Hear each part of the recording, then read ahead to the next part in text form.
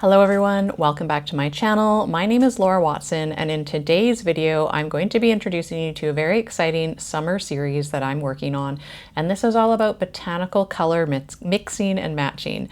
And today I'll be showing you my very cute little color mixing and matching sketchbook, and I'll also be using the Woomer Art 24 color watercolor palette that they sent me to try out.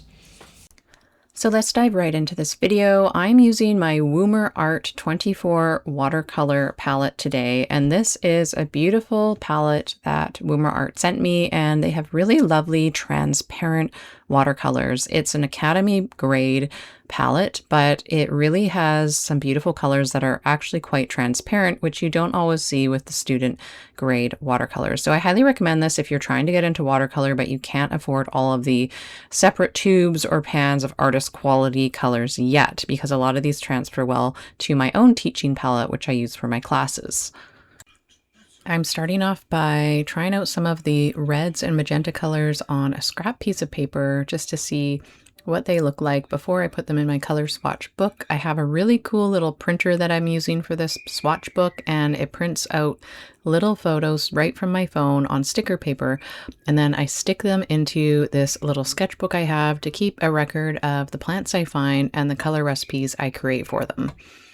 So I'm starting off by experimenting and mixing up some of the reds and oranges because this is a new palette to me. And the first red swatch there is a mix of strontium red, scarlet, and mandarin red.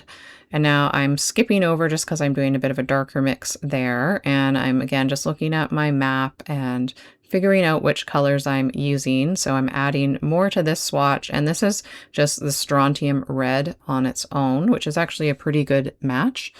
And then I am mixing up a few more colors because I also want some more variation. And so this is the mandarin red on its own, which is, I would say, closer to like an orange red or scarlet lake. So now again, this is bringing me to sort of a cooler red, a warmer red, and a mid-tone red, which is how I sort of structure my paintings. If you want something more realistic, you can use even more tonal variations. Now I'm mixing up a darker color for that very dark center of the poppy. I don't usually use black on its own. This palette does come with black. I decided to mix lotus and brown with a bit of black. This just gives more depth and sort of, all the sort of undertones you might see in a real plant, rather than just flat black, because it just kind of looks flat and dead if you just use black. Most botanical artists will mix their own black using primary colors or a version of the mix that I've done here. So now I'm just going down with my pencil and I am making the abbreviations for my color mixes because I definitely will not remember what I did next time I look at this book. So I just like to use pencil and I use abbreviations for each color. And this really just helps it be quick and easy. I don't have to worry about fitting the names, the full names written out and then erase it and all those things. So I just use a very simple abbreviation system. If I add more of one color than the other mix, I'll use a plus to indicate that there's more in there.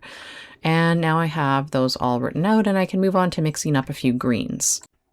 So now I'm mixing up a base green, and that is going to be the permanent yellow plus the phthalo blue, but it's a little bit too bright and vibrant, and the poppy green is more muted, so I'm adding the orange yellow to that to mute it down and make it a bit more yellow tone, which is working out. However, I need even more of a yellow tone, so I just took what I had left on my brush with more orange yellow, and it actually worked out to be really accurate and perfect for what I needed. So this first green that's more of a muted green is just the permanent yellow and orange yellow with the leftover phthalo blue permanent yellow mix. And then this next color, which is the more greeny green, is the phthalo blue permanent yellow plus the orange yellow added to it.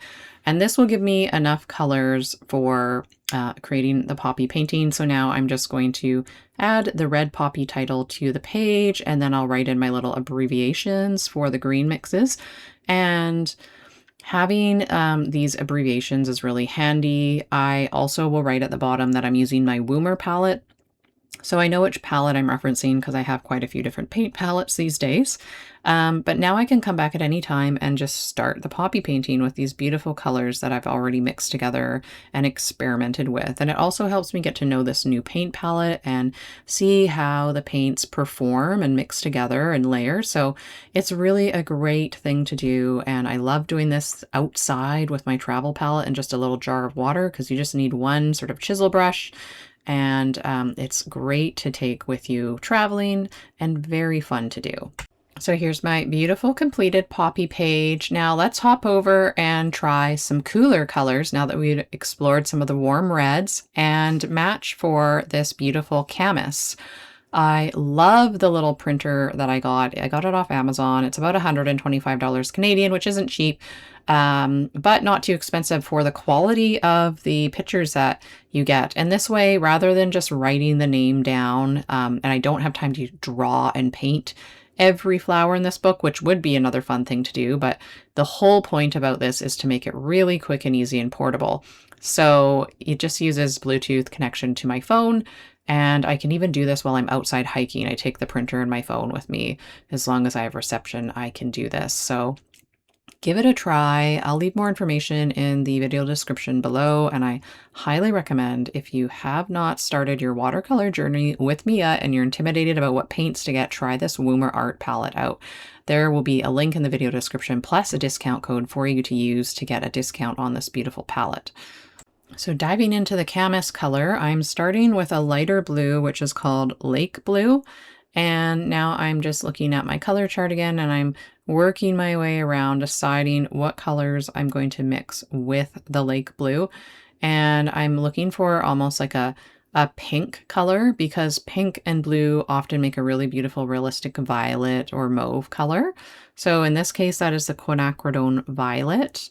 I also really like that the Woomer Art palette, it comes with its own swatch card already on watercolor paper, and it comes with the name of the color plus the pigment code. So if you really want to get specific and see how it compares to other brands, you can, because they've listed the pigment codes that they use. Okay, so this first mix is really beautiful, nice purpley color, a really great match. And I've just added more of the Lake Blue now and making the bluer version, because we want a color harmony for the flower, but we want, again, different sort of saturations and tones. So now I've added more quinacridone violet and a tiny bit more of the blue. So I'm trying to make the warmer part of the mix. So now we kind of have a warm mix, a cool mix, and then a mid-tone mix. And this is very common for how I teach my painting classes with a 3-step painting method, because part of step 1 and 3 is using warm and cool versions of the color to start to create shape and form. And it's also just so fun to mix these colors like this. And it also takes a little bit of the guesswork out of what colors to mix. Instead of having a bunch of different pigments, you're using the same ones in different concentrations. So you're getting variation, but without having to make a whole bunch of decisions. So now I'm just writing in the abbreviations, and I do a plus plus when I lean into one color. So quinacridone violet plus plus Lake Blue means more blue, plus plus quinacridone violet obviously means more violet for the pinker version. You get what I'm saying. But this is a great way, just I find it a lot to write out all the color names. And the abbreviations are helpful if you have your swatch card. You can figure it out pretty quickly. And it just makes the whole process more seamless and quicker to do. So now I've mixed up a yellow, or sort of a greeny yellow, and I used permanent yellow and orange yellow in the first mix there. And now I'm experimenting with some of their greens, because I haven't explored the greens yet. And so I am using in this second mix emerald and lotus. So the purple lotus color is actually going to sort of mute and give it like a gray green color, which is what you need for the stem on the canvas. It is kind of a gray green color. And the lighter green color there, or the greeny, mostly yellow color, is for the center of the flower. So now I'll just add in those abbreviations, and then this page is complete as well. And again, I will also write below that I'm using the Woomer palette, so I know which abbreviations I am referencing, and then the plant title across the top. I'm just using pencil to make this quick. You could use waterproof ink if you like.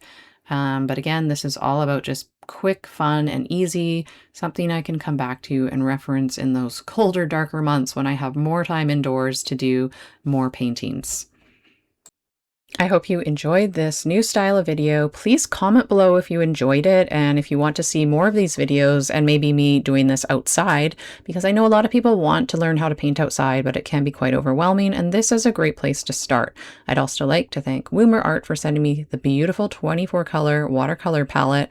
They're so easy to blend, beautifully transparent, and these colors definitely convey well with the colors I use in my artist quality palette for my classes. Thank you so much for watching this video. I hope you enjoyed it and that it inspired you to learn more about color mixing with botanical art and gave you confidence that this is something that maybe you could take outside in the warmer summer months. I look forward to showing more and more of my cute little book with you over the next few weeks during the summer months.